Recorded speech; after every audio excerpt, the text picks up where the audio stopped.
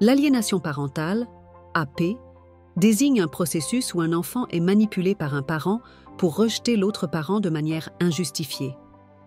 Ce phénomène est souvent insidieux et se développe progressivement, de manière subreptice, à travers des manipulations émotionnelles et psychologiques. L'aliénation parentale est un sujet complexe, souvent mal compris, mais d'autant plus crucial à analyser pour aider ceux qui en sont victimes à en comprendre les dynamiques et les conséquences. Le modèle de Richard Gardner, les premières études sur l'aliénation parentale. Le terme aliénation parentale a été introduit pour la première fois par Richard Gardner dans les années 1980.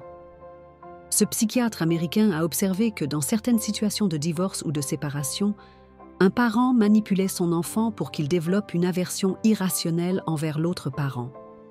Ce phénomène, qu'il a nommé syndrome de l'aliénation parentale, SAP, est considéré par Gardner comme un ensemble de symptômes cliniques où un enfant rejette un parent, souvent sans raison apparente, en raison de la manipulation exercée par l'autre parent.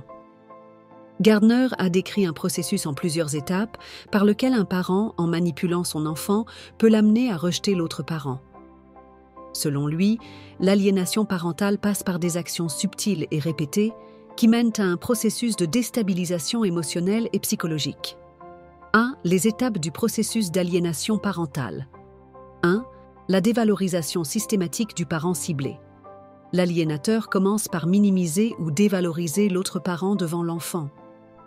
Ce peut être par des commentaires subtils « Ton père, mère est égoïste et ne se soucie pas de toi », des critiques continues ou des insinuations concernant l'intégrité du parent ciblé, par exemple des accusations d'abus ou de négligence.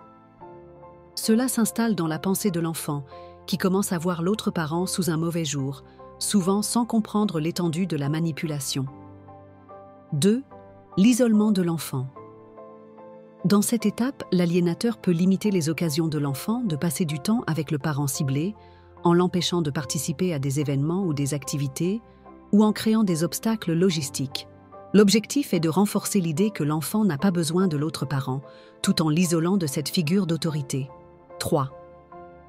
Le renforcement du rejet de l'autre parent. Après avoir amorcé le rejet, l'aliénateur renforce encore ce comportement en répétant des scénarios où l'enfant est encouragé à manifester son mécontentement envers l'autre parent. Les enfants peuvent commencer à adopter des attitudes de dénigrement ou de rejet pur et simple, parfois en répétant des phrases ou des accusations qu'ils ont entendues de l'aliénateur. 4. L'adhésion à la vision de l'aliénateur. Le parent aliénateur réussit souvent à convaincre l'enfant que ses actions et ses mots sont justifiés.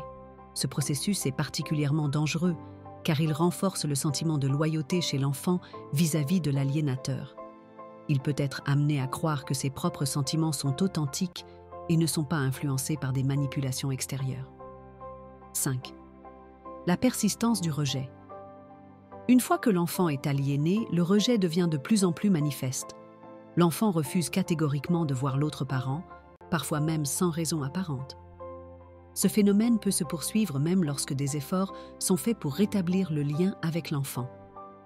Il est également possible que l'enfant adopte des comportements agressifs envers le parent ciblé. 6. Les manifestations psychologiques et comportementales de l'enfant aliéné. Les enfants qui vivent l'aliénation parentale peuvent développer un large éventail de symptômes émotionnels et comportementaux. Ils peuvent devenir hostiles, manipulateurs et parfois déconnectés de la réalité, adoptant une vision extrêmement simplifiée du monde où l'un des parents est toujours bon et l'autre toujours mauvais. Dans certains cas extrêmes, l'enfant peut éprouver des sentiments de culpabilité ou de confusion au sujet de l'autre parent. Gardner a également observé que ces enfants étaient souvent dans une position d'allégeance aux parents aliénateurs, ressentant une forte loyauté à l'égard de celui qui leur a donné une version biaisée de la réalité. Ce processus peut créer une distance émotionnelle profonde entre l'enfant et l'autre parent, ce qui nuit gravement à la relation parent-enfant.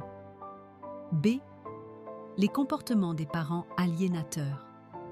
Les parents aliénateurs, bien souvent, ne perçoivent pas leurs actions comme nuisibles.